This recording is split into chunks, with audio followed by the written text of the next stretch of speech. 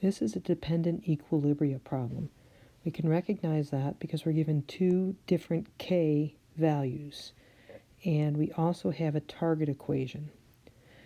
So we're trying to find a means in which we generate the target equation by somehow manipulating the equations associated with the two different equilibrium constants. So here are the two equilibria associated with the equilibrium constants we're given. First, the KSP of lead sulfate and the Ka of bisulfate ion. So we're trying to find a way to manipulate these two equations to sum together to yield our target equation. We see in our target equation that we have 1 mole of PbSO4 in the reactants. Here we also have 1 mole of PbSO4 in the reactants.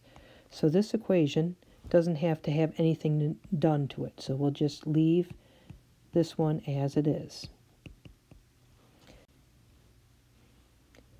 Looking at our target equation, we see we need 1 mole of the bisulfate in the products. Our second equation has 1 mole of bisulfate in the reactants. So we want to reverse the direction of this. Okay, now I rewrote these reactions. The first reaction we didn't do anything to. The second reaction I rewrote expressing the fact that we wanted to reverse directions. Now the K associated with each of these reactions, we didn't do anything to this, so this K is KSP.